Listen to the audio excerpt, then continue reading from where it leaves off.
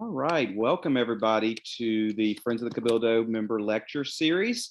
I hope that you're having a good night, and if this is your first time, this is always free to members. We usually do about 3 a month on Tuesday nights at 6 p.m.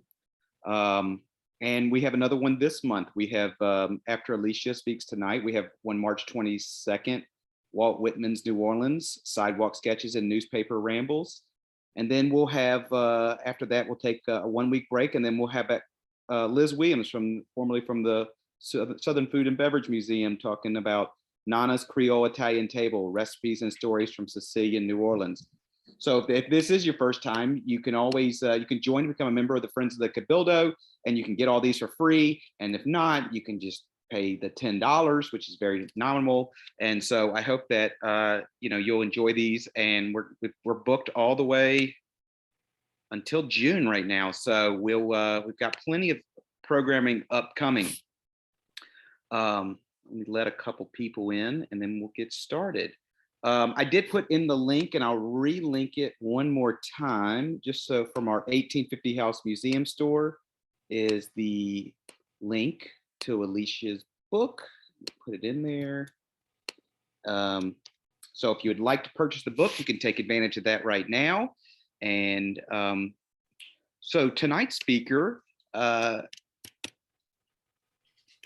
been working on this book for a couple of years, and we're excited we're able to see it finally. And nothing does better for New Orleans people than a conspiracy theory. They just love it. It's like yellow fever, conspiracy theory, and architecture. It's like the three things that will always do well in this town. So we're excited for tonight's lecture. So our speaker tonight is the John L. Luce and Paul W. and Nancy Murrell Professor of History at LSU. She's a former historian at the Louisiana State Museum as well.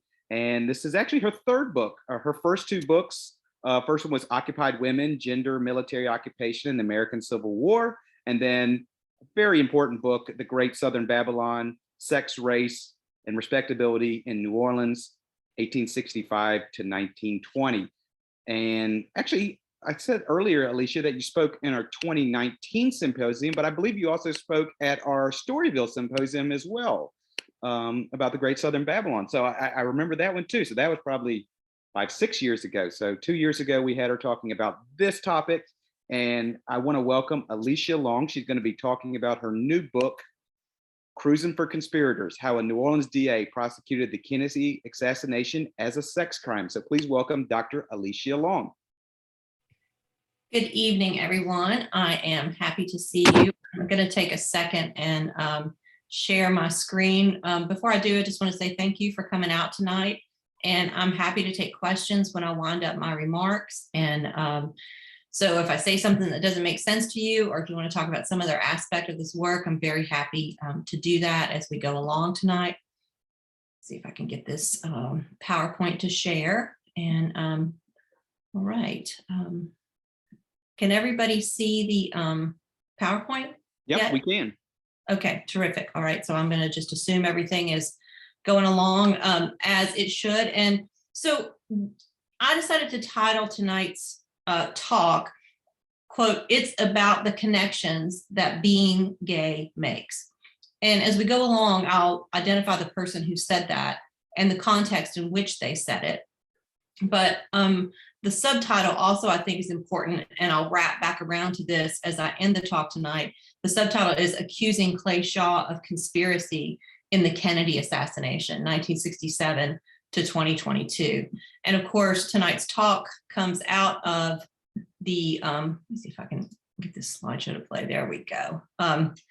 The talk comes out of the book, Cruising for Conspirators, How a New Orleans DA Prosecuted the Kennedy Assassination as a Sex Crime. And as I was preparing this talk over the weekend and yesterday, I realized there were certain anniversaries. Of course, the 13th was the anniversary 2 years ago when everything sort of shut down because of the pandemic. But I also realized yesterday that it was the 6-month anniversary of Cruising for Conspirators having been published. And one of the things that has struck me very odd over the course of that 6 months is that one of the themes of commentary that has developed over the course of those few months, particularly on sort of social media sites or discussion boards related to the Kennedy assassination, is a reaction that runs to Alicia Long is saying that anyone who believes in a conspiracy in the Kennedy assassination is homophobic. And I think you could only say that if you had not read the book. And I think many people feel free to comment on books and other materials on the internet without having read them, because that's certainly not what I'm arguing in the book. And so what I'm going to do tonight is kind of do a combination of reading very short passages from the book and pair them up with the slides that I use to illustrate the points I want to make. And this is what I want to say the argument of the book is in a very brief format. This is quoting Garrison's, and I guess I should step back and say Jim Garrison was district attorney of New Orleans between 1962 and 1974. So he had a 12-year run as district attorney, 3 terms, a very successful and powerful district attorney. He is responsible for bringing the only prosecution into court of an alleged conspirator in the Kennedy assassination. So that is sort of his distinctiveness. And Clay Shaw in the lower corner of the book cover is the only person ever tried in one of the myriad conspiracies alleged in the assassination of John F. Kennedy. And so the argument in my book is that Garrison's use of Shaw's sexuality as an investigative and prosecutorial tool undergirded the conspiratorial terroir he cultivated in New Orleans. It then served as a subterranean root system that shaped the work of subsequent authors and auteurs, and I'll come back to who some of those are, and it helped to fuel a popular belief in an assassination conspiracy. The related belief that homosexuals were clannish, secretive, interconnected, and liable to commit all manner of crimes up to and including murder is a critical factor to consider when assessing events in New Orleans in the late 1960s.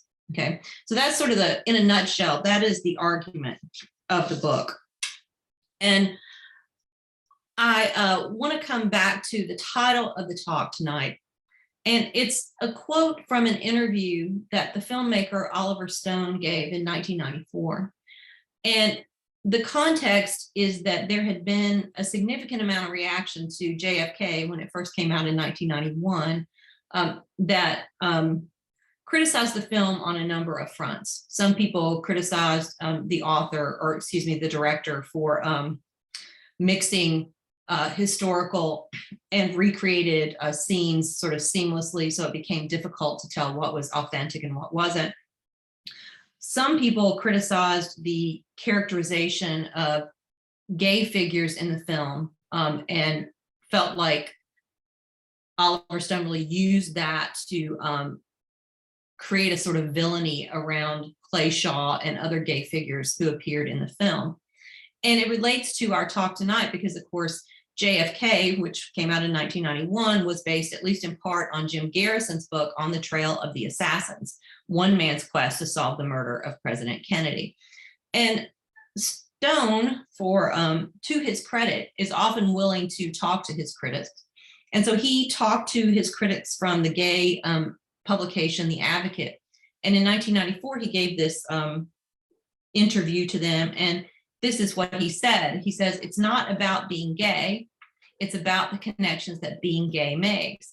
And I think he meant to rationalize the portrayals of gay people in the film in giving that interview and making that explanation. But I also think it really speaks to the argument that I'm making in the book, that there is a connection there, and to sort of wash out the characterizations of gay people is to wash out something very important. And I have, as a historian, sort of gone back and tried to put those issues back into the debate, not to accuse any contemporary person of homophobia, which is not at all what I'm doing, but to explain a larger context in which these events took place that help us to understand what happened and why. And a question that I'm going to close with is what changed between 1991, when JFK came out, and 2021, when Oliver Stone's recent documentary, JFK Revisited Through the Looking Glass, came out, sort of what changed in his portrayal of events in New Orleans and what changed in his portrayal of Clay Shaw.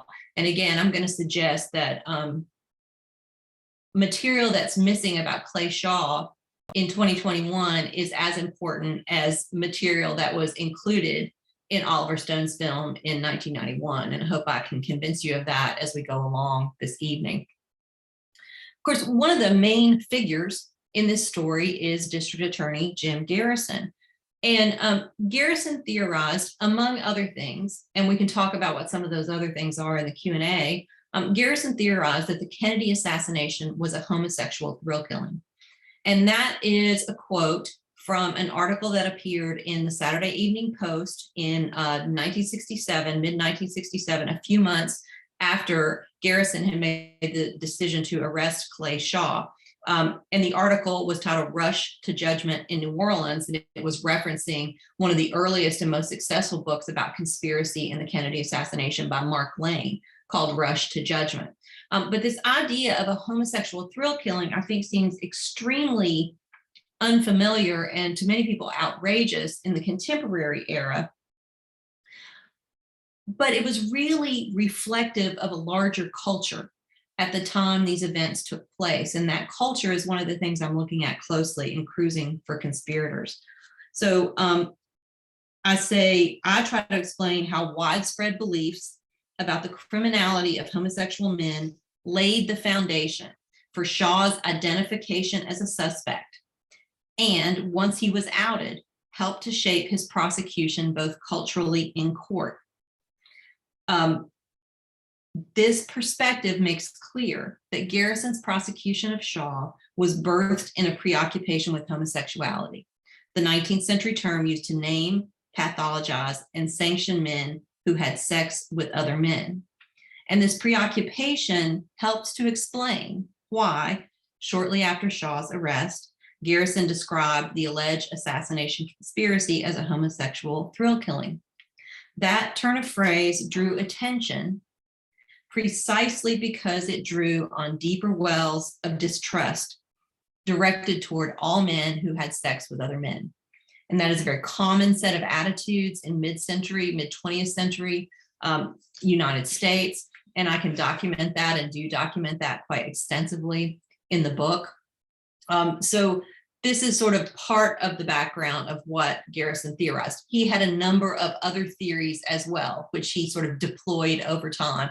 But this is at the origin of the case. And I'm going to show you that tonight as we move forward. And I'm just going to provide you two quick examples of Garrison's exposure to this ideology and to the legal vulnerability of gay men even before he became DA in 1962. And these are news clippings from two murder trials in which Garrison played a role. And the one on my left is a news story related to the murder of a Mexico City tour guide named Fernando Rios, who was killed in 1958 in the course of a robbery and beating administered to him by three Tulane students, David Drennan, Alberto Calvo, and John Farrell. And the students were identified quickly after Fernando Rios died of his injuries. And the case went to trial within about 6 months of those events taking place. And Garrison actually served as a special representative of the Mexican government on the prosecution side of the case. Okay, so he was part of the prosecution in the case. But these three defendants were found not guilty in the murder of Fernando Rios, even though they clearly had robbed him, had beaten him, and left him for dead in Pirates Alley in the French Quarter. And part of the successful argument that his defense attorneys made went to Rios himself being culpable in the murder because he had made an indecent advance to one of these defendants. I think it was John Farrell, actually, was the person who had lured Rios out of a bar, Lafitte in exile, and taken him to this dark alley where the robbery and beating took place. In other words, the defense in this case blamed Rios for his own death. And that is kind of hard, I think, for us to believe sometimes. But that was a very common way in which cases of this type were argued in New Orleans and other places in the late 1950s and early 1960s. And Garrison also served on the civil side of this case when he sued the defendants on behalf of Rios's mother to try to win a civil settlement. And that case ultimately was vacated because of some technicalities around tardy filing of documents. But Garrison is involved in this case. He understands something about the vulnerability of gay defendants, gay victims in this case. And on the other side is a story related to a case of two juveniles, Robert Constance and Kesterly Hall, 15 and 16 respectively, who killed a man in his early 40s, a French Quarter resident named Louis Costello, shot him point blank in the face. And when they were caught and identified as suspects, they did a couple of things. One is they immediately blamed each other. And the other thing that they did in this case is that they blamed Costello, saying that Costello got shot because he had made an indecent advance to them. And they were so incensed by Costello's physical advance to them that they had killed him. And Garrison represented in this case Kesterly Hall as his defense attorney in a case like this. And in this instance, both Constance and Hall were found guilty of Costello's murder. But you can see by this news clipping that the news was, in my view, quite gentle with these defendants who had just murdered a man in cold blood in the French Quarter, youths held in French Quarter slaying, and lads booked with murder of Louis Costello. And both these defendants were found guilty, but because of their ages at the time of the crime, they were incarcerated at Angola until they turned 21. And at the time they turned 21, they were both released from prison, and they both went on to have interesting careers as criminals and criminal defendants. But I use these two examples to kind of talk about how Garrison as an attorney clearly understood the vulnerabilities of men we would identify today as gay in the legal system and in the society at that time. So before becoming DA, he had exposure, understood that larger culture. At the time of John F. Kennedy's assassination in 1963, stories that would become foundational about a New Orleans conspiracy in the assassination of JFK were told by two different men. And these two men, Jack S. Martin and Dean Adams Andrews, both told stories to law enforcement officials in the days immediately following John F. Kennedy's murder, which will later lay the predicate and establish a group of suspects, and specifically homosexual suspects, who will be centered in Garrison's later investigation. And I want to say something first about these two men, and then I want to talk about the stories that they told. And both of these men are what I would probably call problematic narrators or problematic witnesses. So in the case of Jack S. Martin, Martin had been born Edward Stewart Suggs, and he had many run-ins with law enforcement in his youth, and he had been charged with crimes all across the southwestern portion of the United States in the 1950s, up to and including murder in Texas in 1952. And the murder charge stemmed from masquerading as a doctor and performing an abortion that led to the death of the woman on whom he was performing the procedure. And so Martin adopts a lot of different identities. He has a really strange and mixed criminal history. And when he comes to New Orleans in the late 1950s, one of the things he does in short order is wind up in the psych ward of Charity Hospital.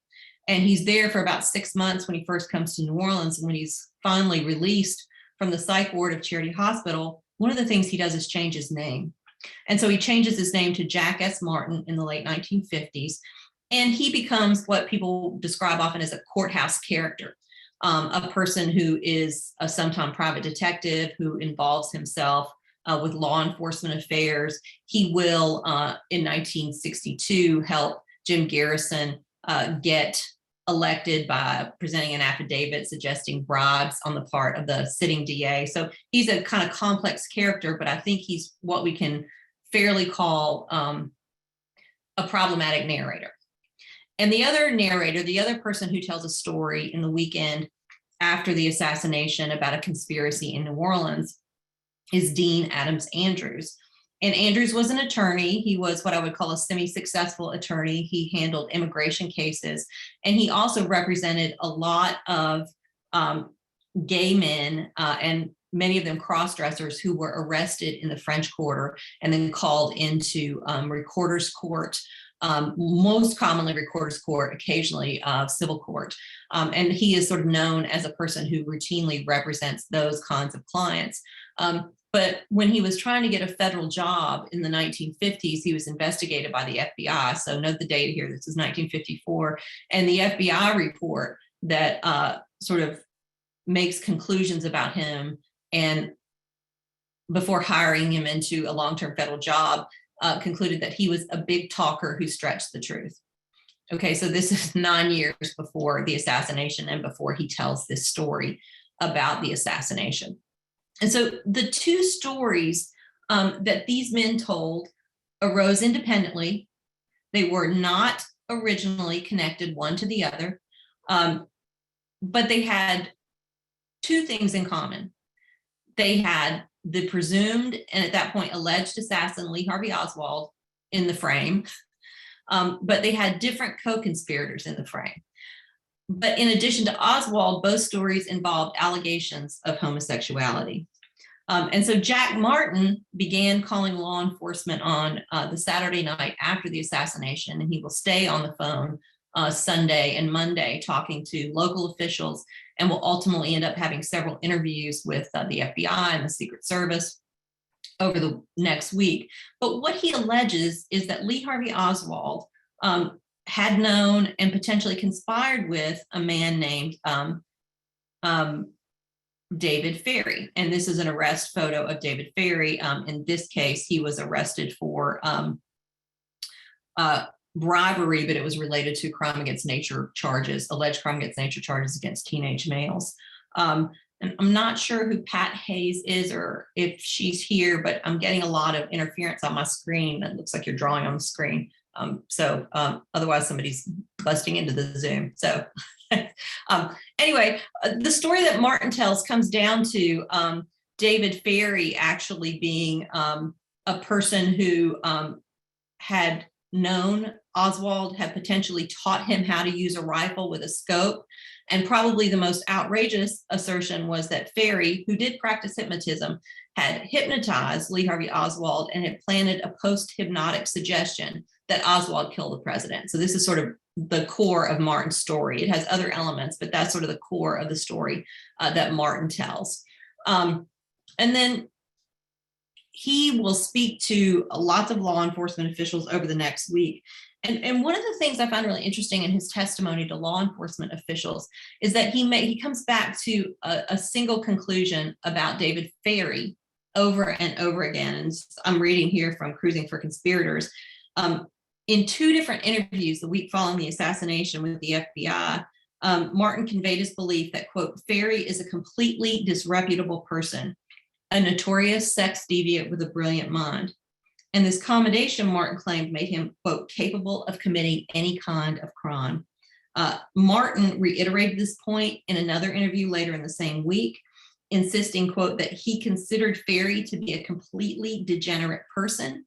And it was his opinion that Ferrie was capable of any crime. It was for this reason that Martin suspected him of being involved in the killing of President Kennedy. Okay, so that's story one. Dean Andrews' story arises separately from Jack Martin's story. He is hospitalized at the time. He is being dosed with at least one narcotic and probably the drug phenobarbital too. But he will tell a story that becomes foundational in New Orleans Kennedy assassination lore. And the story he tells to both the FBI and the Secret Service the week after the assassination is that Lee Harvey Oswald had come into his office 3 to 5 times in the summer of 1963. And that Oswald had come in asking about his own citizenship status and the potential citizenship status of the wife who had returned to the United States with him from Russia, where he had defected for 2 years. But he also includes in this story about Oswald having come into his office is that Oswald had come in with 3 gay kids, a Texas-born Mexican, and a man he could identify only as Clay Bertrand. Okay. And Andrews is a maddening witness to both the FBI and the Secret Service and later to the Warren Commission, because he'll give very detailed answers to questions and then he'll almost immediately back off on the answers to those questions. And so, for instance, in 1964, when he's being interviewed by the Warren Commission lawyer, Wesley Liebeler, he describes the Texas-born Mexican. He gave more details about his hair and clothing, but maintained that he could not identify the man. And when he was asked to give more detail about the 3 gay kids who had come into his office with Oswald, Andrews gives a long, complicated answer, but he says, he had checked the 1st District Police blotter and, quote, "The people are there, but I just can't get their names. You see, they wear their names just like you and I wear clothes. Today, their name is Candy. Tomorrow, it is Bootsy. Next day, it is Mary. You never know. Names are a very improbable method of identification. More sight, like you see a dog. He is black and white. That's your dog. You know them by sight mostly." And what's arresting about this is, of course, that Andrews is talking about his own clients and his own clientele and talking about them this way. And it's also a way for him to sort of dodge around trying to identify who these people are. In 1967, for some reason, my PowerPoint doesn't want to move. Let's see if I can get it to move this way. Here we go.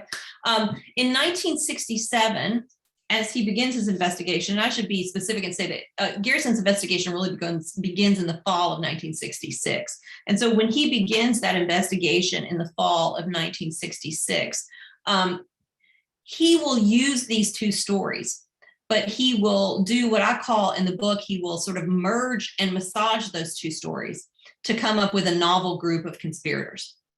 And the conspirators he comes up with are David Ferrie, Lee Harvey Oswald, and the elusive Clay Bertrand. And I say he's elusive because in the wake of Andrews' initial testimony after the assassination, the FBI and the New Orleans Police Department, including Jim Garrison's office, spent considerable time looking for and trying to identify Clay Bertrand, and they are not successful at doing so. In fact, right before Jim Garrison decided to make a decision to arrest a person who he decided was Clay Bertrand, he actually receives a memo from one of his important investigators who says, we're not even sure Clay Bertrand exists. So this is the bedrock foundation of the prosecution that Jim Garrison will bring into court in 1969. Okay. And again, I'm happy to answer questions about this as we go along. And so the question becomes, was Clay Shaw Clay Bertrand? And Jim Garrison decides sometime in late 1966 that there's a strong possibility that Clay Bertrand was a local retired businessman named Clay Shaw, who spoke Spanish, who lived in the French Quarter, and who was a homosexual, although in some respects a closeted one. And this is a picture of Clay Bertrand, this is a picture of Clay Shaw being questioned on March 1, 1967, about whether or not he knew the other alleged conspirators, Lee Harvey Oswald and David Ferrie, and whether or not he had been involved in any sort of conspiracy related to the assassination of John F. Kennedy. He denied that he had, and Garrison then orders that he immediately accept a polygraph exam. He gets very nervous. He calls a lawyer named Sal Panzica, and Sal Panzica arrives And they have several conversations, and ultimately Panzica goes to Garrison and offers to do a polygraph the next day. Shaw had been in questioning for, by this time, 7 or 8 hours, offers to do it the next day. Garrison says, no, if he doesn't do it immediately, I'm going to arrest him. And Garrison makes the decision to arrest him on March 1, 1967, in some ways answering the question whether or not Jim Garrison was willing to argue that Clay Shaw was Dean Andrews, Clay Bertrand. Okay, and this is Clay Shaw's perp walk on March 1, 1967. And this is a very well-known photograph of his arrest and being walked through the central district, the criminal court on his way to being booked at the main NOPD headquarters. But I really like this picture, which was taken shortly before the perp walk. And it was taken by Photographers for Life magazine, who were recording all these events. That's another whole story that I explore in the book, and that some other authors had explored. And so in the foreground, you see Sal Panzica. In the center, you see Edward Wegman, who is Shaw's civil attorney of 20 years. In the background, you see Shaw looking shocked and alarmed. And then in the other corner is Lou Ivon, who will be the investigator who helps to move Clay Shaw through the criminal district court hallway on his way to being booked. And one of the reasons I think Shaw is so shaken is that both Panzica and Edward Wegman are people to whom Shaw has to come out that night and tell them stories about his own sexuality. And he writes about this in his diary. And what that tells us is that he and his lawyers both knew how foundational his sexuality was to his being identified as a conspiracy, as alleged by Garrison, that had taken place in New Orleans. And again, based on a version of the two different stories that Martin and Andrews told. And there is more evidence. And I know when I read to you earlier, I made the sort of claim that Garrison's theories served as a sort of subterranean root system that shaped the work of subsequent authors and auteurs and fueled popular belief in assassination conspiracy. And that is undisputably true. And I'm just going to offer you one example here tonight. This is a book called Oswald in New Orleans, A Case for Conspiracy with the CIA. It was written by Harold Weisberg, who was one of the very early and most prominent conspiracy writers about the assassination, disputed the findings of the Warren Commission report, did not believe Oswald acted alone, and had written a series of books called Whitewash. And this book he wrote pretty quickly in 1967. And the subtitle of the book is A Case for Conspiracy with the CIA. And that is another theory that Garrison develops and connects Shaw with the CIA. But what's really interesting about this book, there's several interesting things, and I included the table of contents on my slide. And one of the interesting things is that the foreword to the book was written by Jim Garrison.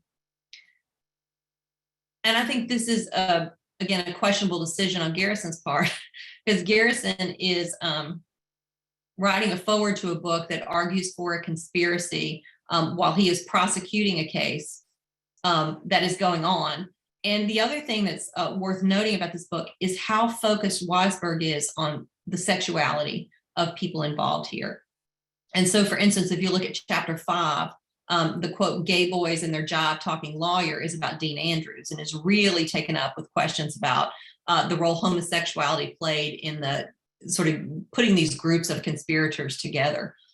Chapter 8, very private, very public, is about David Ferry, who allegedly conspired with Oswald. Again, is completely preoccupied with his sexuality and goes on at great length about that. And then chapter 10, Dr. Jekyll or Mr. Hyde or both, is a chapter that focuses on Clay Shaw and claims he has a secret life as Mr. Hyde, i.e. Clay Bertrand. And again, completely taken up with really preoccupied with very specific facts related to his sex life. So this is a book that uses that argument about sexuality and sort of merges it with an argument about a CIA conspiracy. And it comes out as a direct result of Jim Garrison's investigation. And again, Jim Garrison endorses it by writing the foreword. This is published before 1967 is out. So that's one way he influenced subsequent authors who themselves were influential in making conspiracy arguments to the broader American public. And of course, Jim Garrison's own writing in On the Trail of the Assassins helped to inspire Oliver Stone's film, JFK, which again uses very negative characterizations of gay men as part of its argument development in the film itself. Again, that's not the only thing it's arguing. It argues for a sprawling conspiracy within the federal government, facilitated by both the military and the CIA. But sexuality is really centered in sort of setting up villains in the film. And very recently, that film's now 30 years old, which makes me feel old. But very recently, Stone has released a new documentary related to the assassination called JFK Revisited Through the Looking Glass. And it was premiering in different parts of the world in early 2021. It premiered in the United States on Showtime in November of 2021. And I've watched it very carefully. In fact, I wrote a Washington Post op-ed in response to JFK Revisited. And just in the last couple of days, this is a 2-hour version. And in the last couple of days, a 4-hour version has become available, which I have not yet watched. So my comment here is on the 2-hour version. But what I would say is that, Clay Shaw does appear. First of all, JFK, the movie, plays a role in JFK Revisited, which really focuses on evidence released since 1992, since the film came out. But it also includes clips from the film JFK, never identifying Garrison, but also sort of cutting these clips into intros for what the documentary claims are factual arguments. And I think that, again, is sort of reflects what the film did, is to sort of flatten the difference between actual historical fact and historical recreation. It does include mention of Clay Shaw and Jim Garrison. They played much smaller roles than they did in the film JFK. And while there is still a contention that Shaw was involved in the assassination, his sexuality doesn't play a role in JFK Revisited. And I think it's in part because attitudes have changed, and that kind of characterization would not be so readily and non-critically accepted as it was by many people 30 years ago. But I also think taking Shaw's sexuality out of it serves a purpose, but also does Shaw a disservice. What I believe is that sort of just keeping Shaw in the frame as a conspirator while ignoring how he came to be identified as an alleged conspirator facilitates keeping him that way, right? And I feel like we have to look at that full historical record, and no documentary, no book can cover the entirety of these issues. But mentioning Clay Shaw and saying he was tried for conspiracy in the assassination without saying he was found not guilty, and also not at all talking about his sexuality as a foundational piece of what made him a suspect in the first place, raises important questions and I think fair criticisms of Stone's new documentary. So I think I will stop there and I will stop screen sharing. And I'm happy to take questions. I'll let Jason kind of facilitate the questioning, and I'm happy to provide answers. Fantastic. Thank you, Alicia. Story always still blows my mind every time I hear it, or if I see the clips of the movie or anything like that. I want to ask the first question, and if you do have questions, please put them in the question and answer, and I'll ask them of Alicia. But I'll start it off with was it the Weisberg book? Mm-hmm. Yes, Harold Weisberg. Yeah. What do you think the motive was for him to write in that book? I mean, the idea that he would be writing a foreword for a book while the trial was going to happen, or the trial is going on, the idea that he would put that is almost like unbelievable. That you could almost throw the whole case out just by what he did right there. So one thing I will say is that forward is very careful about not referring to the case per se.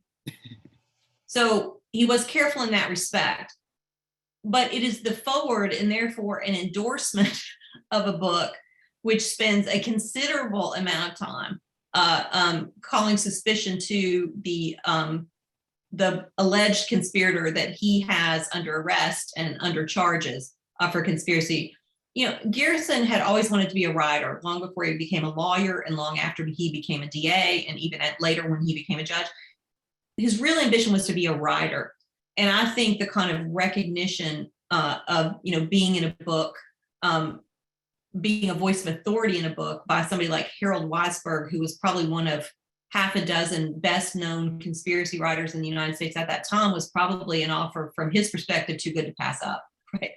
And he will ultimately write 3 books, Garrison, in the wake of these events. And he had not had very much success being published before these events. So in a way, this whole situation facilitates his success as an author, which was very important to him. I will also say he was an inveterate publicity hound.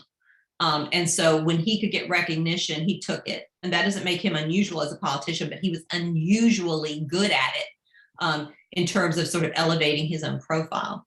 So that's how I would explain why he did what he did in that particular instance. But look, you know, if you look back on it, it's sort of like, you know, a head slapper. Like, yeah, absolutely. Really? You know, so that's how I would answer that question, Jason. Tamara Carboni asked, does Stone attribute any motivation to Shaw as a conspirator if he doesn't talk about his sexuality in JFK Revisited? Hey, Tamara Carboni, who was once my boss at the Louisiana State Museum and is a friend I have not seen in a long time. So thank you for asking the question.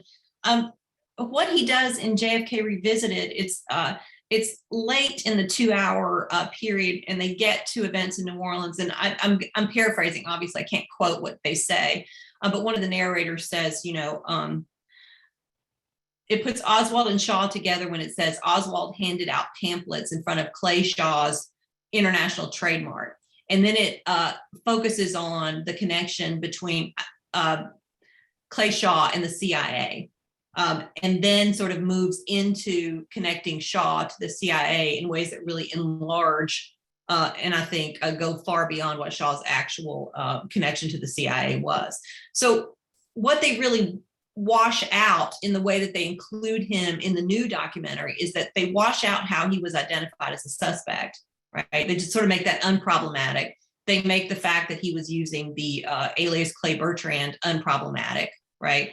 Even though that was strongly contended. And they don't say he was found not guilty at trial, which is, you know, is at least as important as bringing up the fact that he was tried.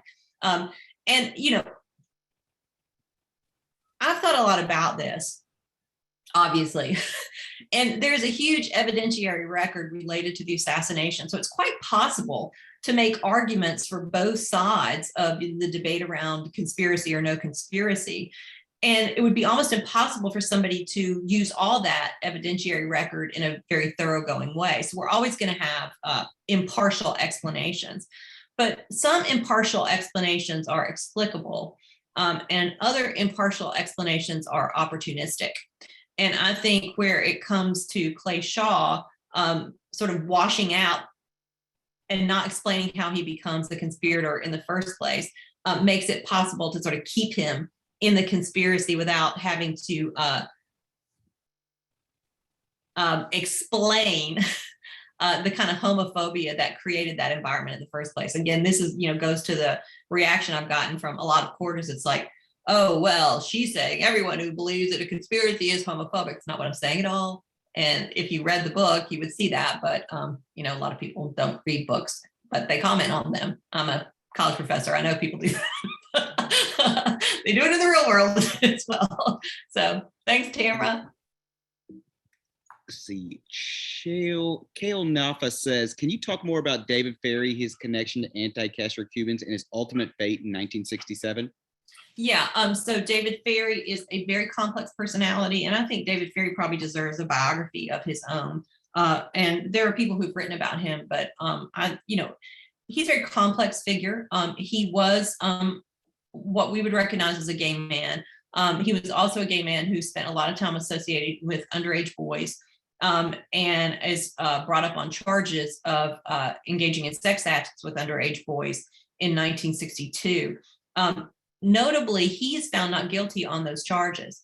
And ultimately, the balance of those charges is dropped against him. But he gets a lot of newspaper coverage at the time these 1962 cases are being heard. And so he's kind of infamous. He loses his job. He had been a commercial airline pilot with Eastern Airlines, and he loses his job as a result of the publicity surrounding these sex charges against him. And he will go on to do some private detective work. I mean, he's got a very complex, strange background. And one of the things he does is get some of the boys he's involved in anti-Castro activism in 1961. And so he is really, in the book, I call him a queer cold warrior, right? He's very rabidly anti-communist, in many ways, very right-wing, but he's also gay. And this is a criminal thing to be in the 1960s. And then I'm trying to remember the very last part of your case about his question about his demise. And he's identified as a suspect in Jim Garrison's investigation in late January, early February 1967. And a lot of newspaper coverage emerges about him at that time. And he participates. I mean, he speaks to a lot of reporters and says, I was not involved. He calls Garrison's investigation a joke.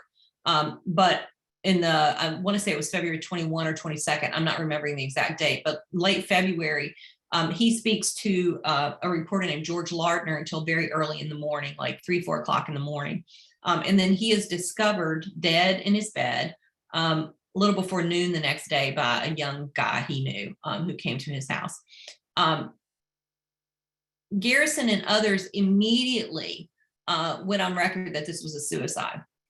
But both the coroner and a pathologist from LSU concluded that was not in fact the case, that he had had an aneurysm, a cerebral hemorrhage, and had died as a result of that while he slept. He had a long record of high blood pressure, had not been feeling well, had complained about his health and his sort of general state of being before he died. So, for those who are inclined to believe something suspicious was afoot, that death looks very, very suspicious, right? But it's in the wake of Ferry's death, and he's been sort of identified as a conspirator, that it becomes extremely important to Garrison to identify that Clay Bertrand. Because if he can't identify Clay Bertrand, he doesn't have a conspiracy. Because Oswald is dead and Ferry is dead. And it's within days of Ferry's death that Garrison makes the decision to arrest Clay Shaw and contend that he is Clay Bertrand. So I hope I answered your question. I thank you for it. And thanks for taking some time out to be here tonight. We have time for one more question. Scott Diorio says, I'm struck by the amount of public influence that Garrison had as a DA. Mm-hmm. Any other thoughts about the role of district attorneys and their big influence on the legal system? Absolutely.